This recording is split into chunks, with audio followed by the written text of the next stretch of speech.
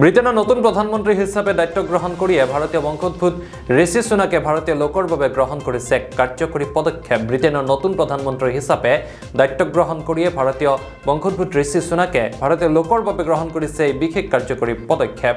সেই মৰ্মে এতিয়াৰে পৰা ব্ৰিটেইনে ভাৰতীয় যুৱক যুৱতীসকলক দেশখনত কাম কৰাৰ বাবে ৩০০০ ভিসা প্ৰদান কৰিব। এনে সুবিধা লাভ কৰা ভাৰতে হ'ব প্ৰথম দেশ। উল্লেখ্য যে ইণ্ডোনেছিয়াৰ বালি ভাৰতৰ প্ৰধানমন্ত্ৰী নৰেন্দ্ৰ মোদীক সাক্ষাৎ কৰাৰ পিছতে সুনাকে এই সিদ্ধান্ত লয়।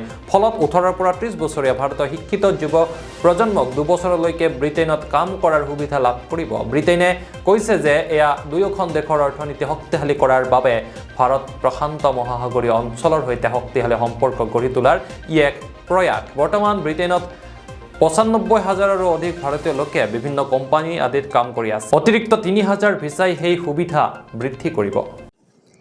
এমএন ডান্স একাডেমী হৰিপুৰ পাঠশালা আধুনিক নৃত্য, কথক নৃত্য, সত্ৰীয়া নৃত্য, দেৱদাসী নৃত্যৰ লগতে বিহু নৃত্যৰ প্ৰশিক্ষণৰ নিৰ্ভৰযোগ্য প্ৰতিষ্ঠান এমএন ডান্স একাডেমী।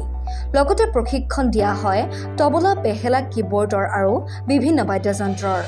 ছাত্ৰ-ছাত্ৰীসকলক নৃত্যৰ বিভিন্ন প্ৰতিযোগিতা, ৰিয়েলিটি শ্ব'ত অংশগ্ৰহণ কৰিবৰ বাবে বিশেষভাৱে প্ৰশিক্ষণ দিয়াৰ লগতে ভাতখাণ্ডে সংগীত বিদ্যাপীঠ, নিখিল ভাৰতীয় সংগীত সমিতি, কলকাতা অন্তৰ্গত সত্ৰীয়া নৃত্য, কথক নৃত্য, লোকনৃত্যৰ উপৰি ৰাষ্ট্ৰীয় পৰ্যায়ৰ বহুতো মূল্যায়নৰ পৰীক্ষাৰ দ্বাৰা ছাত্ৰ-ছাত্ৰীসকলক নৃত্যৰ লগতে মানসিক আৰু বৌদ্ধিক বিকাশ কৰা হয়। আপোনালোকৰ সন্তানৰ ভৱিষ্যত সাংস্কৃতিক দিশত সুচাৰুৰূপে গঢ় দিবলৈ আজিয়ে যোগাযোগ কৰক পাঠশালাৰ নিৰ্ভৰযোগ্য প্ৰতিষ্ঠান এমএন ডান্স একাডেমীত। পাঠশালা হৰিপুৰ। যোগাযোগৰ নম্বৰসমূহ হৈছে 8011207296, 98591398086।